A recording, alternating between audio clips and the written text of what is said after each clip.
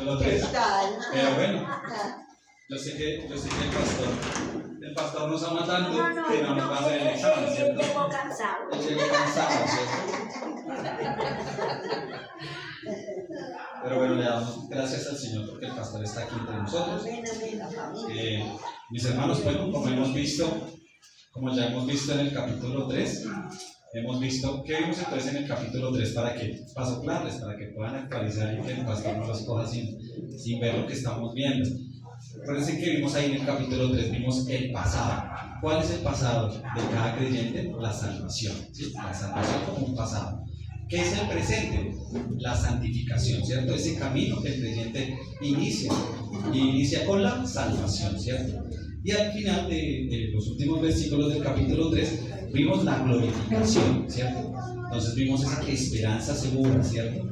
Entonces ahora ¿qué vamos a ver en el capítulo 4? Vamos a ver cómo Pablo nos muestra cómo se vive hoy, aquí y ahora, a la luz de la presencia del Señor, ¿sí? Entonces quiero que por favor, antes de orar, me puedan acompañar a Filipenses, capítulo 4, versículos del 1 al 5, ¿sí? Lo podamos estar leyendo, como son muchos versículos, los vamos a leer de forma antifonal. O sea, yo leo un versículo, ustedes me ayudan con el otro versículo y así lo vamos leyendo. Entonces,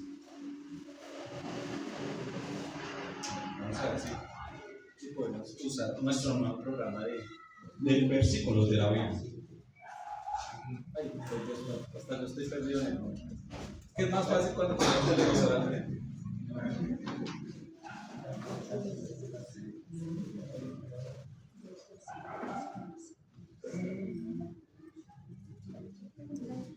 Díganle al pastor que cuando yo estoy allá no me demoro tanto. Entonces, mis hermanos, vamos a empezar a leer Filipenses, capítulo 4, versículos del 1 al 5, ¿cierto? Entonces, vamos a leerlo antifonal, voy a leer el versículo 1, dice: así que, hermanos míos, amados y deseados, gozosos y corona mía, estad así firmes en el Señor, amados. Luego a Odia y a Sintique que sean de un mismo sentir en el Señor. Asimismo, te ruego también a ti, compañero fiel, que ayudes a estos que combatieron juntamente conmigo en el Evangelio, con Clemente también y los demás colaboradores míos, cuyos nombres están en el libro de la vida. Regocijaos en el Señor siempre. Otra vez digo, regocijaos. Y por último, el versículo 5, si quieren lo decimos todos juntos, el versículo 5, 1, 2, 3. Vuestra gentileza sea conocida de todos los hombres. El Señor está cerca. Entonces, vamos a ver cómo estamos viendo Filipenses, capítulo 1, del 1 al 5, ¿cierto? Entonces, antes de empezar, siempre dejemos esto, o todo dejémoslo en las manos del Señor, porque la presencia del Señor no nos saca del mundo, nos enseña a vivir firmes en Él, ¿sí? Entonces cerremos un momento nuestros ojos. Padre Santo, te damos gracias por este tiempo, Señor. Gracias porque nos permites estar aquí estudiando este libro tan maravilloso como es el de Filipenses, Señor. Permite que el día de hoy, por medio de tu palabra, podamos aprender cómo vamos a glorificarte, cómo vamos a estar con gozo, cómo hemos podido aprender de lo que nos has querido enseñar en tu palabra en el capítulo 3 y ahora en el capítulo 4, cómo vamos a poner esas prácticas, esas palabras que pusiste en Pablo, para que el día de hoy la podamos poner en nuestras vidas, Señor. Gracias por este tiempo, lo dejaremos siempre en tus manos para tu gloria y honra, en el nombre de Jesucristo. Amén. Bueno, mis hermanos, lo que yo deseo, vamos a ver, la idea es que hoy podamos ver un contexto del pasaje para que podamos aprender un poco de lo que pasó, de dónde vino, un poquito de actualización. Eso siempre lo ha hecho el pastor, pero aquí solo vamos a actualizar, vamos a refrescar un poco cómo es ese contexto de la palabra o de estos versículos que vamos a ver. También vamos a ver, ya vamos a empezar a ver versículo por versículo. ¿Qué significa versículo por versículo? El primer versículo va a tener un título, así es como lo tengo planeado, si es posible. ¿Qué significa? Que el primer versículo quiere enseñarnos a cómo mantenernos firmes en el Señor, ¿cierto? Bueno, después lo vamos a abordar en profundidad, solo estamos aquí teniendo el primer momento Después vamos a ver cómo se vive en armonía. ¿Pero en armonía en qué? En armonía en el Señor. Es fácil vivir en armonía. Mire la alabanza como sonaba armoniosamente. Pero aquí queremos que podamos vivir en armonía en el Señor, ¿sí? También vamos a ver cuál es el gozo. O sea, ¿qué significa? Gocémonos en el Señor. ¿Pero qué significa? Gocémonos en el Señor siempre, ¿sí? Me gustaba mucho porque en los devocionales de pronto que hemos compartido, o en lo que hemos escuchado, a veces recibimos del Señor las cosas buenas, y cuando vienen las cosas malas, ya no las recibimos, ya no las hacemos parte. Amigos, gocémonos en el Señor siempre, ¿cierto? Ya después vamos a hablar un poco sobre el tema de la gentileza y la cercanía del Señor, ¿cierto? Y por último, vamos a buscar una aplicación práctica para la vida de cada uno de nosotros, ¿cierto? Entonces, vamos a ver un poquito del contexto. ¿Qué quiere decir esto? Miremos cómo Pablo está cerrando la carta y veremos que nos da una teoría nueva. No estamos hablando de que ahora vamos a hablar de una teoría nueva. Nos va a dar unas instrucciones prácticas, ¿cierto? El por qué. El por qué cuando una iglesia vive consistente en la presencia de Dios y cuando su conducta cambia, ¿cierto? Eso es lo que Pablo nos quiere enseñar el día de hoy. Pues el autor, ustedes pues, ¿alguien sabe quién es el autor? Pablo, ¿cierto? Si hay duda de eso, mis hermanos, por favor, ya está el pastor, díganme si hay duda, porque el autor de la carta es Pablo, ¿cierto? ¿A quién se las escribió? A los hermanos de Filipenses. Yo les pongo ahí que me gusta mucho porque Pablo habla de esta iglesia como algo amado, y esta iglesia, gracias al Señor, les retribuyó y no tenía la necesidad, no quiero que lo vean como una obligación, pero esta iglesia sí vio que Pablo necesitaba de ellos económicamente. Discúlpenme si no suena bien, pero esta iglesia lo entendía así, que Pablo estaba allá y necesitaba económicamente de la iglesia, y hacía que los que pertenecían o los que estaban en la iglesia pudieran hacer parte. No, y Pablo pues no solo lo recuerda por la parte económica, sino también porque oraban por él, ¿cierto? Siempre preguntaban por él. Les puedo decir al pastor que cada vez que nos reuníamos preguntábamos por él, ¿sí? ¿Cómo estaba? ¿Dónde estaba? ¿Sí? ¿Sí? ¿Cuándo volvía? ¿Sí? Pastor, como que lo extrañaban mucho, y los que estábamos aquí no lo hacíamos tan bien porque cada día preguntaban ¿cuándo viene el pastor? ¿A qué hora llega? Entonces pues eso es lo que Pablo recuerda y lo tiene muy presente cada vez que habla de la iglesia de Filipos, ¿cierto? ¿Cuál era el propósito de la carta? Pues el pastor cuando empezamos esta carta nos dijo muchas cosas, pero es que aquí vamos a estudiar que el verdadero propósito de esta carta es el gozo, ¿sí? Es ese gozo que tenemos en el Señor, y aquí vamos a ver cómo esa palabra se repite y se repite para que quede grabada en nuestros corazones, ¿cierto? Vamos a ver, entonces vamos a continuar. Vamos a hablar del primer versículo, no sin antes quisiera que pasáramos por algunos versículos de la palabra, porque me gustaría que si alguno de ustedes me pueda acompañar a Salmos 16, capítulo 16, versículo 8, y Mateo 28:20. Yo me imagino que Mateo 28:20 es más fácil porque todo el mundo se lo sabe, pero por ahora Salmos 16:8, alguien lo tiene que me quiera ayudar, si no, pues, ¿qué dice mi hermano? La palabra de los Salmos 16 o 116. El Salmo 16:8. Está un poquito lejos, mi hermano, pero ya casi. 16:8. Sí, sí. A Jehová he puesto siempre delante de mí, porque está mi diestra, no seré conmovido. Entonces, ojalá que nosotros podamos estar diciendo lo principio primero, ¿cierto? A Jehová he puesto siempre delante de mí, ¿cierto? ¿Y qué nos dice Mateo 28:20? Yo estoy con vosotros. ¿Hasta dónde? ¿Hasta hoy? Hasta el fin, ¿cierto? Entonces la vida cristiana no se sostiene por emociones. Vamos a ver que la vida cristiana se sostiene ¿por qué? Por las convicciones de cada uno de nosotros, ¿sí? Entonces vamos a empezar ahí con el versículo primero, ¿cierto? ¿Qué dice el versículo, capítulo 1, versículo 1 de Filipenses? Dice, así que hermanos míos, amados y deseados, ¿cierto? Gozo y corona mía, están así firmes en el Señor, ¿cierto? Veamos que Pablo no dice, estén firmes en ustedes mismos, ¿cierto? Ni en la iglesia, ni en las circunstancias. ¿En qué nos dice él que estemos firmes? En el Señor, ¿cierto? La firmeza cristiana no viene del carácter de cada uno de nosotros. Yo quiero que hoy podamos estar viendo eso. que esa firmeza cristiana no va a estar de nuestro carácter, sino ¿saben de qué va a estar? De la relación que tenemos con el Señor, ¿sí? Entonces ojalá que podamos ver o aclarar, que sí me gustaría estar aclarando, que firmes es diferente a estar inmóviles, ¿sí? Porque a veces pensamos que movernos mucho es poder estar firmes, pero miremos que lo firmes es igual a estar ¿qué?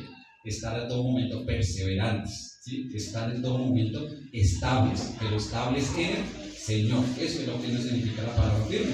Por eso les traigo algunos versículos que me ayudan a poder explicarles qué significa estar firmes. Entonces, si me pueden acompañar a 1 Corintios 15:58, si alguien lo quiere leer, si no, 1 Corintios 15:58. ¿Alguien lo quiere?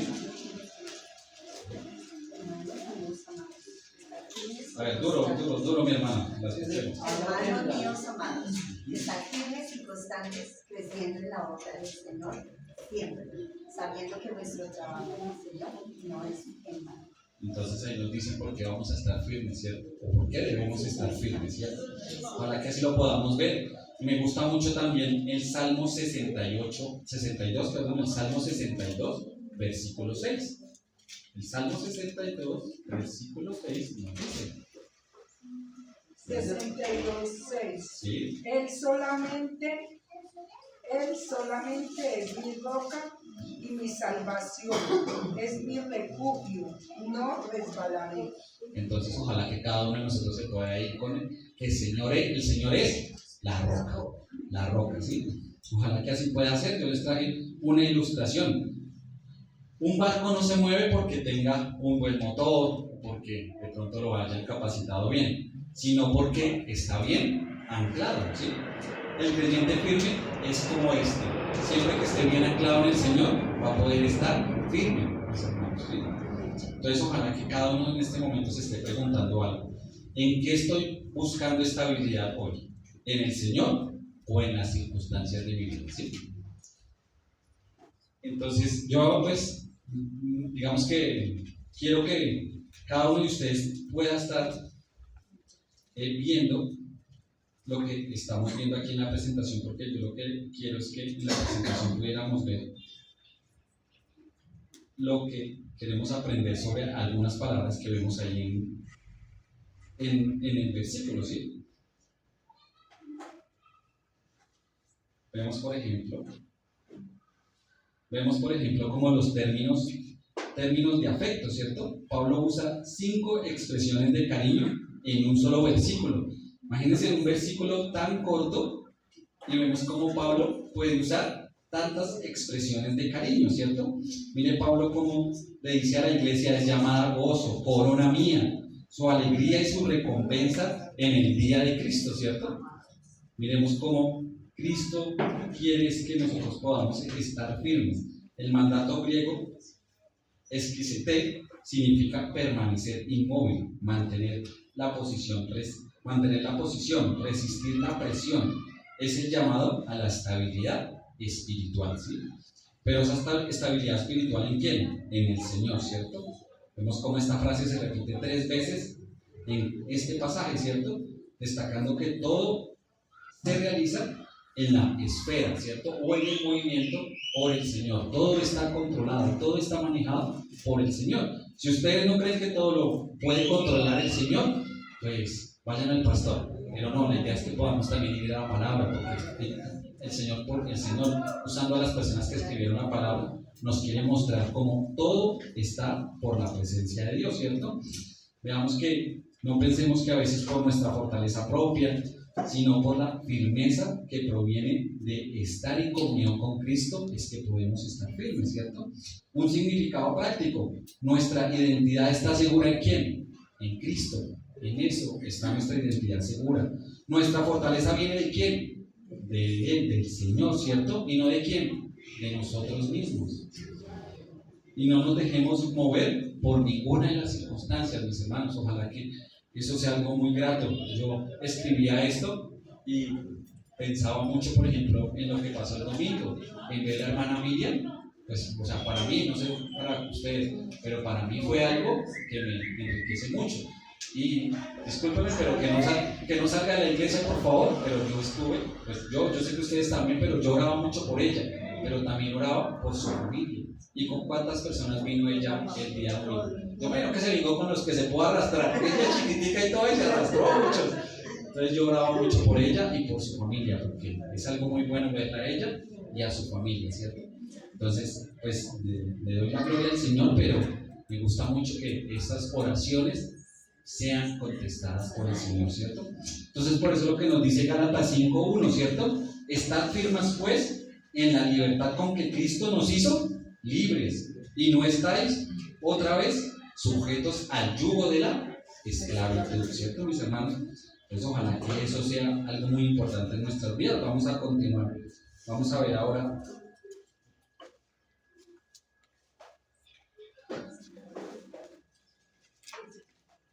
Vamos a ver ahora cómo dice vivir en armonía, pero en armonía ¿con quién?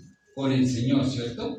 Vemos ahí en el versículo 2, dice: ruego a Evodia y Santique, espero que hayan grabado estos nombres para ponerlos a sus hijos, ¿cierto? Que sean de un mismo sentir en el Señor, ¿cierto?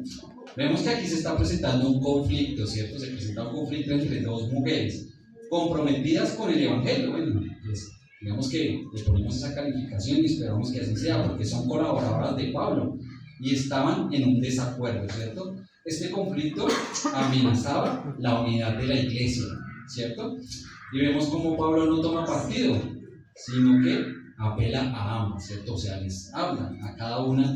¿Y cómo presenta esa solución? ¿Qué dice Pablo?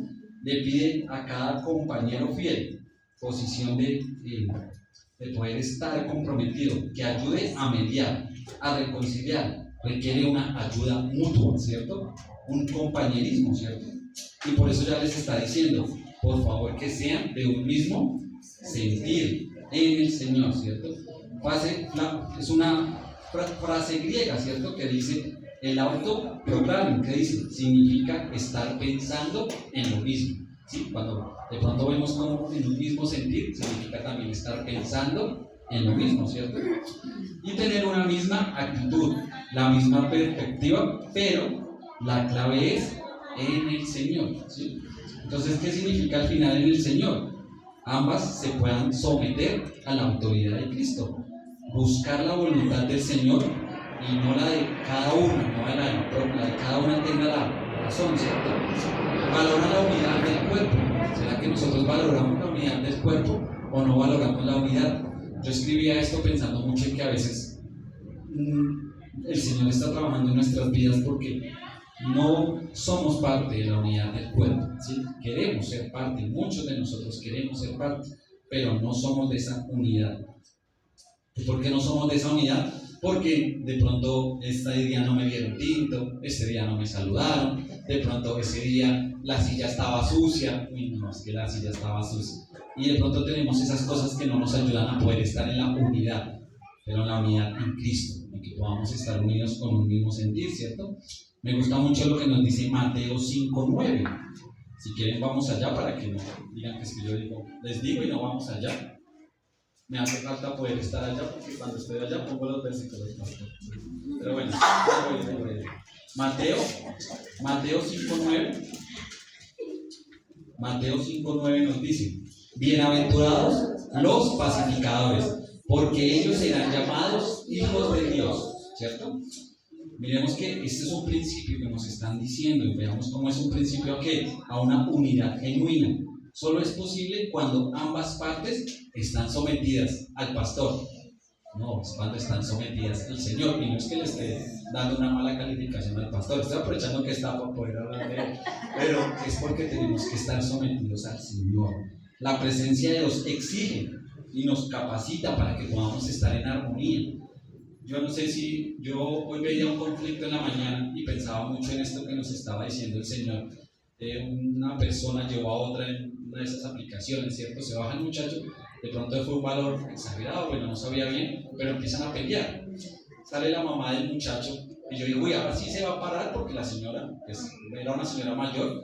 Yo pensé que la señora salía a mediar. No, esta señora salió y lo que hizo fue aumentar lo que estaba pasando.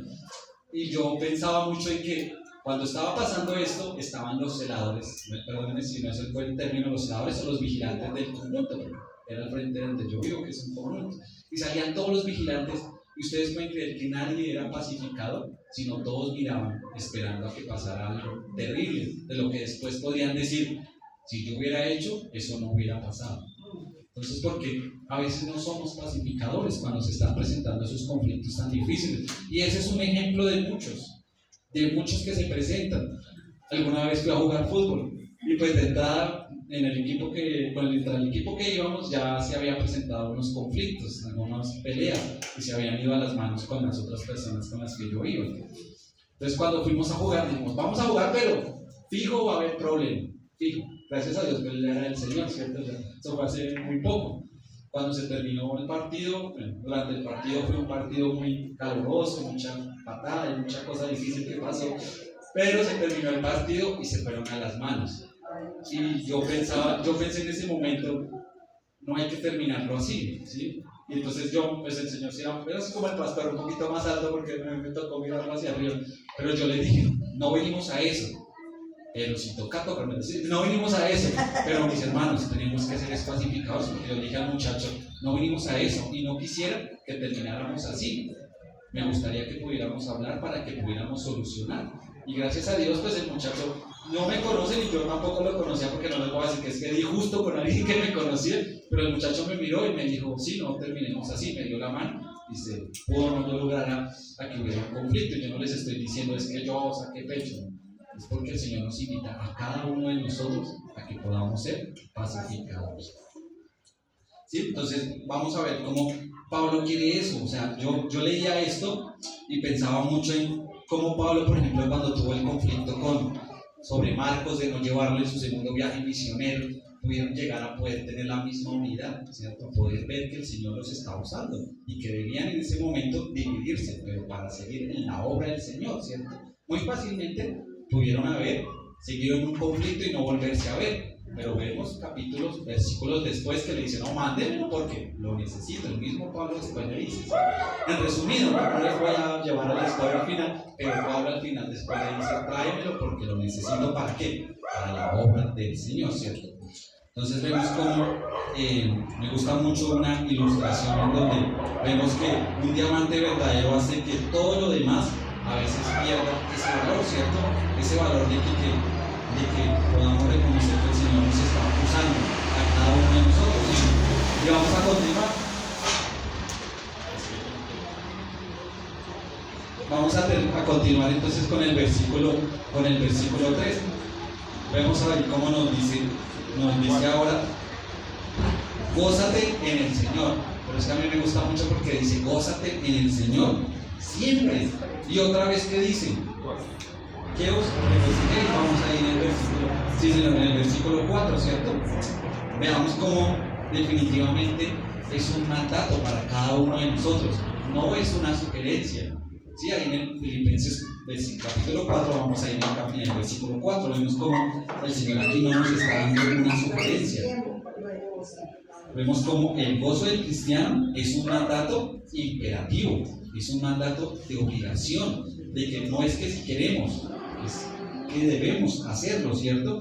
Veamos que no es una opción. Pablo repite esta exhortación para enseñar su importancia, porque ahí nos dice, otra vez digo, regocijaos, ¿cierto? Y ahora vemos la palabra siempre, ¿cierto? Viene de la palabra griega patote, que significa en todo tiempo, significa esta palabra puntualmente, sin excepción. No es un gozo ocasional, sino un gozo continuo y constante en cada una de nuestras vidas. Entonces vamos a ver la parte de lo que nos dice en el Señor. Vemos como la fuente del gozo no son las circunstancias, sino en el Señor. Pablo escribe esto ¿desde dónde? ¿Desde dónde está escribiendo Pablo esta carta? Desde la prisión, mis hermanos. Entonces vemos cómo él está demostrando que el gozo cristiano es independientemente a las circunstancias externas, ¿cierto? Entonces por eso yo les puse ahí una lista en donde vemos lo que no es gozo en el Señor, claro está, y lo que sí es gozo en el Señor. ¿Qué no es gozo en el Señor? Vemos las circunstancias. ¿Será que las circunstancias nos dan gozo? ¿O es lo que ahora nos da el gozo? ¿Será que las posesiones son las que nos están dando el gozo en este momento? ¿Será que los éxitos que nos da el Señor nos está dando el gozo? ¿Será que las relaciones que tenemos nos están dando el gozo? Yo quiero que el día de hoy podamos tener un gozo en lo que verdaderamente es del Señor. ¿En qué? ¿En quién es Dios? En lo que Cristo hizo por cada uno de nosotros, en la salvación, que podamos tener un gozo en la salvación, que podamos tener un gozo en esa presencia divina, ¿cierto? Me gusta mucho lo que estamos estudiando en los hombres, el libro de Nehemías. Entonces, pues, por eso les traje algo que decía el libro de Nehemías. No sé si alguien puede acompañarme a Nehemías 8:10. Si alguien lo puede decir, si no, pues yo lo comparto, lo que nos dice Nehemías 8:10, capítulo 8, versículo 10. El gozo del Señor es nuestra fortaleza. Amén, pero entonces leamos Nehemías para que estemos seguros que también yo me haya equivocado, haya puesto lo que no es. Señor. Dice, luego les dijo, id, comed grosuras y bebed vino dulce y enviad porciones a los que no tienen nada preparado, porque día santo es a nuestro Señor. No os entristezcáis, porque el gozo de Jehová es vuestra fuerza. Entonces veamos ahí cómo Nehemías les cuenta todo eso que les está diciendo, pero al final lo más importante es que el gozo del Señor no es vuestra fortaleza, nuestra fortaleza, ¿cierto? Entonces vemos como un principio, la presencia de Dios es una fuente inagotable de gozo, mis hermanos. La presencia de Dios es una fuente inagotable de gozo, que no dependa de cada situación, no pongamos a prueba en las cosas externas, que cuando más conscientes estemos de la presencia de Dios en nuestras vidas, mayor va a ser el gozo de nosotros, ¿sí? Entonces ojalá que eso sea el principio que nos está enseñando Pablo aquí, ¿sí? Vamos a ver en la siguiente, vamos a ver la palabra vuestra gentileza sea conocida. A mí me gusta mucho esta palabra gentileza, porque como ustedes pueden ver, tiene una definición griega bien interesante, dice epikeia, de que al final si lo ponemos en el griego, esta palabra no tiene una definición exacta, no la podemos encontrar como encontramos cualquier palabra con una definición exacta, porque es una palabra difícil de traducir, porque significa moderación, significa gentileza, significa dulzura, significa clemencia.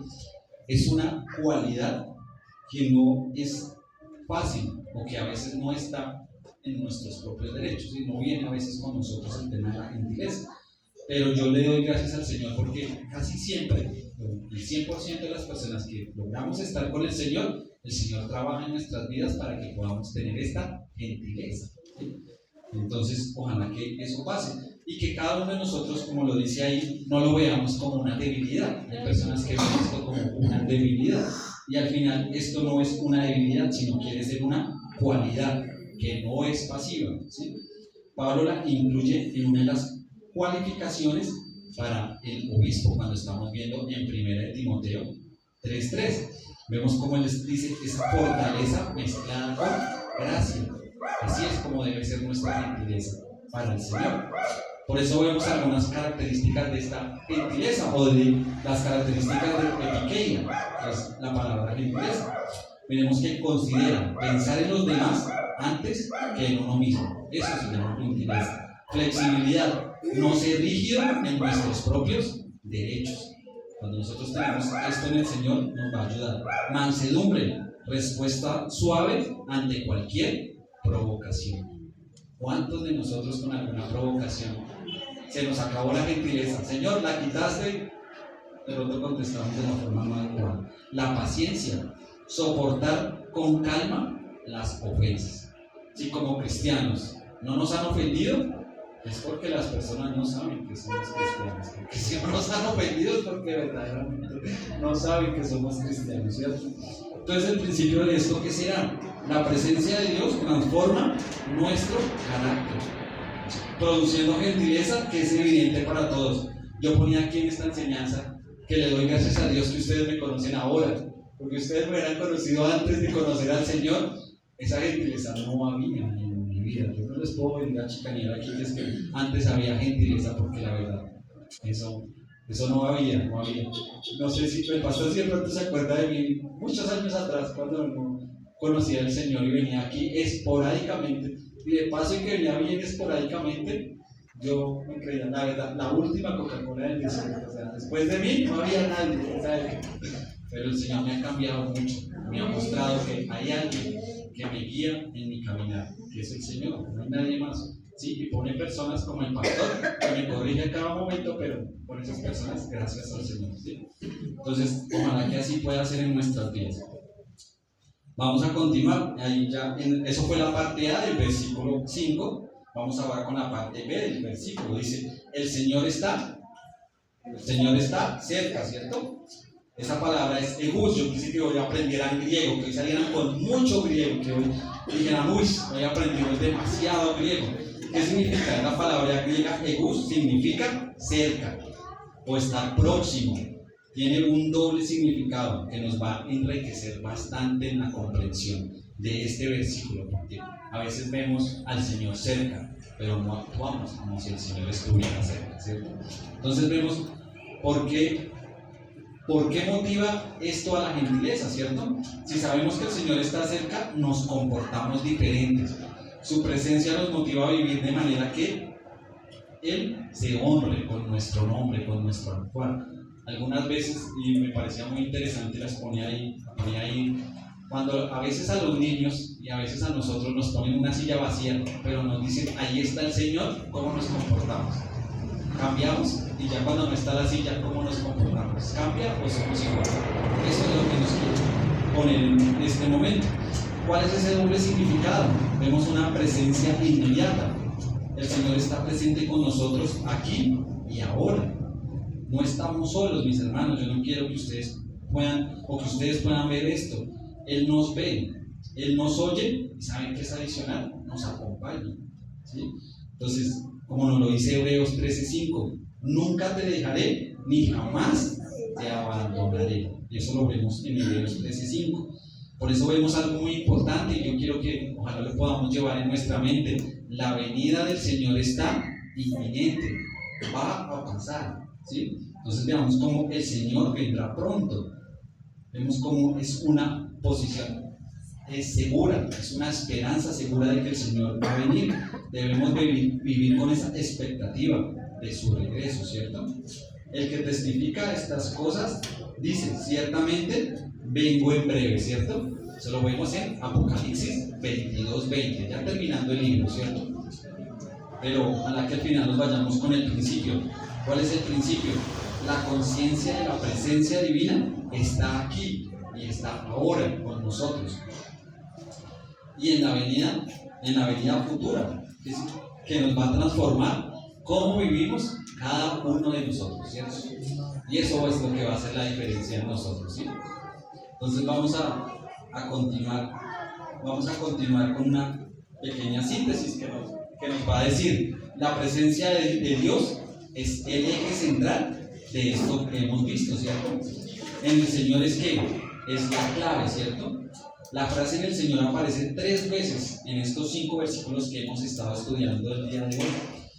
Que todo lo que se realice se realiza en la esfera o está en el totalmente manejo de la presencia de Dios, ¿cierto? Por eso ¿qué vimos entonces el día de hoy? Vimos estar firmes en el Señor, ¿cierto?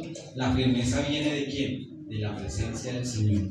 Segundo, de un mismo sentir en el Señor. Entonces, ¿qué estamos haciendo? Estamos en armonía y es posible solo en quién? En el Señor. Solo en Él podemos tener esta armonía.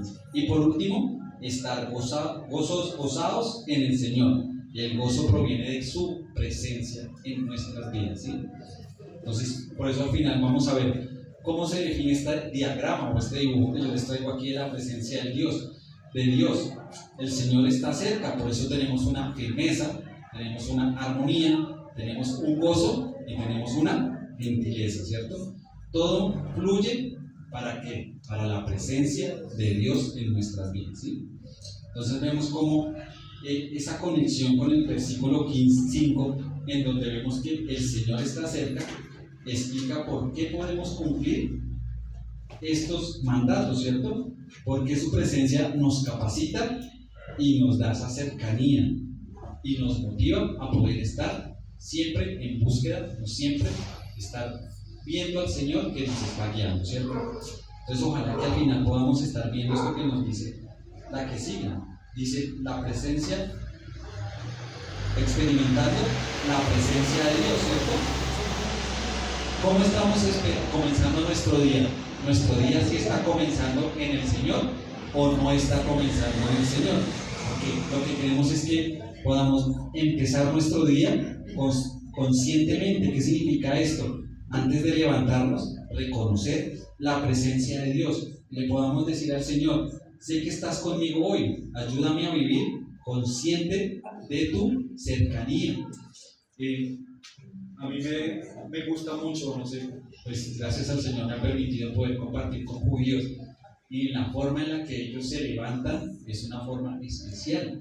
Ellos no tocan el piso si no le han dado gracias a el Dios de ellos, porque pues, cuando no aceptan al Señor, ya no es el Dios de nosotros o el Dios que tenemos en nuestras vidas, sino el Dios de ellos, pero se levantan dándole gracias al Dios que ellos aprendieron, porque enseñarle estos pasajes o esto a un judío es bastante difícil. Como a mí me ha sido bastante difícil, no sé, el pastor de pronto nos podrá contar alguna experiencia, pero para mí fue bastante difícil porque ellos tienen unas ideas que no están alineadas, y al no aceptar el Nuevo Testamento, pues toca defendernos con el Antiguo Testamento, pero el Antiguo Testamento es muy bueno porque nos ayuda a mostrarle siempre a quién, a Cristo.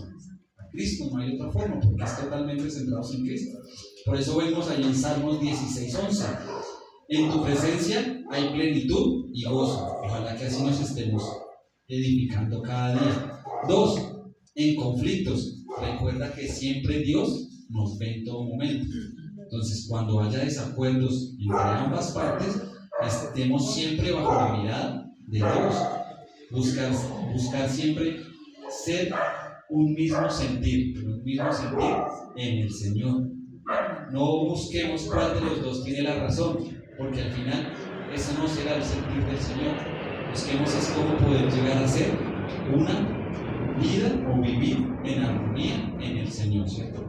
Y así vamos a continuar en nuestra vida. Vamos a elegir regocijarnos constantemente, o regocijarte constantemente, porque el gozo es una relación, no es una emoción. Yo no quiero que hoy nos vayamos pensando que el gozo es una emoción, no, es una relación. Cada mañana decidamos recíprocamente, o decidamos estar con el Señor, para que podamos estar en el Señor y que las circunstancias no nos lleguen a mover de lo que estamos viviendo. Por eso vamos a ver que gozados en el Señor siempre que lo vimos, ¿cierto? ¿Esta vez siempre los está moviendo? Sí, se está moviendo, sí, se está moviendo. Vamos a continuar. Cultivemos gentileza consistente. ¿Qué significa esto? Recordar que Dios ve todo lo que decimos y lo que hacemos. Veamos que a veces pensamos que el Señor no está con nosotros, pero ahí lo que dice es que deja que la gentileza, por la palabra griega, epikei, sea evidente para todas las personas que están alrededor de nosotros, ¿sí? Entonces por eso vamos a decir: vuestra gentileza sea conocida por todos, ¿cierto? Y ya para ir terminando, dice: vive una expectativa de su venida, ¿cierto? ¿Será que nosotros sí vivimos así? Recuerda que el Señor está cerca, y también significa que puede venir en cualquier momento, ¿cierto? Y vive en la manera en que podamos estar listos para encontrarnos con Él. Yo he enseñado mucho esta parte y me gustaba mucho, cuando estaba allá, cuando podía el Señor permitirme estar acá, preguntarme: ¿cómo quieres que el Señor te encuentre cuando llegue su venida? ¿Quieres que te encuentre en pecado o sin pecado? Y ya ahí para allá, pues la hermanita fue orando, de pronto leyendo la palabra, reunidos con el pastor, pero que nos encuentre siempre en el mismo sentir en el Señor, ¿cierto? Entonces, veamos cómo al final lo que nos dice es: ¿dónde está Dios en nuestra vida hoy? ¿Cierto? Esa es la parte práctica del día de hoy. Entonces vamos a ver que ojalá esté en nuestra firmeza. Entonces, ¿en qué áreas de nuestra vida necesito mantenerme más firme? ¿En dónde? ¿En quién? En el Señor, ¿cierto? ¿Dónde me estoy dejando mover por las circunstancias?